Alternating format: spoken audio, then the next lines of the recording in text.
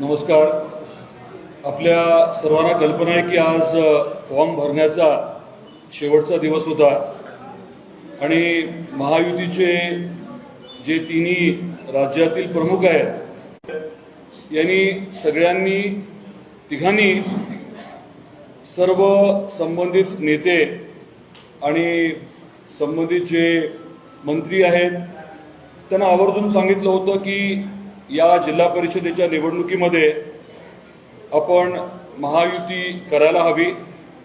या बाबतीमध्ये पुढचं असं ठरलं की प्रत्येक जिल्ह्यामध्ये विधानसभावार जे योग्य वाटतं त्या पद्धतीने आपण एकत्रित यावं आणि गेले काही दिवस या विषयावरती आम्ही सर्वांनी मेहनत घेतली आणि आपल्याला सांगताना आनंद वाटतोय की अधिकांश ठिकाणी आपण एकत्रित त्यामुळे भारतीय आणि राष्ट्रवादी देखील एकत्र लढणार आहे.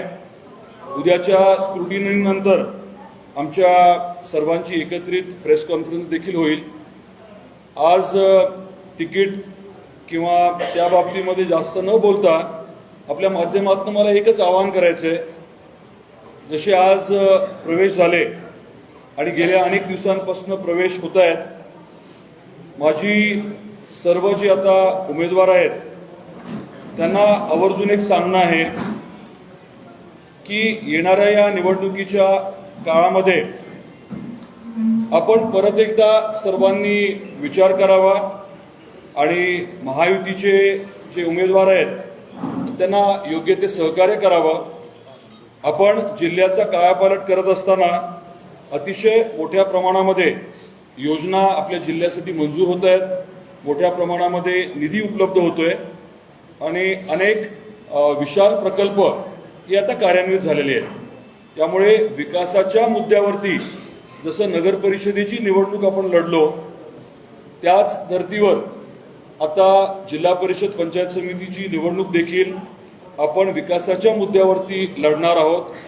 केंद्रात आणि राज्यात आपलं सरकार असल्यामुळे, आपलं एनडीएचं सरकार, महायुतीचं सरकार असल्यामुळे स्वाभाविकपणे जिल्हा परिषद आणि पंचायत समितीत आपली सत्ता आल्यानंतर आपल्या प्रत्येक गावातल्या नागरिकाला, ग्रामस्थाला योग्य तो न्याय मिळेल, निधी मिळेल आणि ज्या काही आपल्या प्रलंबित प्रकल्पांचा विषय आहे तो निश्चितपणे मार्गी लागेल. अतिवृष्टी झाल्यानंतर मोठ्या प्रमाणामध्ये रस्ते खराब झालेले आहेत, पूल खराब झालेले आहेत. काही ठिकाणी अजूनही महावितरणच्या संबंधित काही विषय प्रलंबित आहेत. तर ते सर्व मुद्दे जे आहेत ते लवकर आणि तातडीने मार्गी लावण्यासाठी आपल्याला स्वाभाविकपणे आपल्या हक्काच्या सरकारची गरज आहे आणि हे सर्व जे आहे ते नियोजनबद्ध करण्याचा आमचा मानस आहे.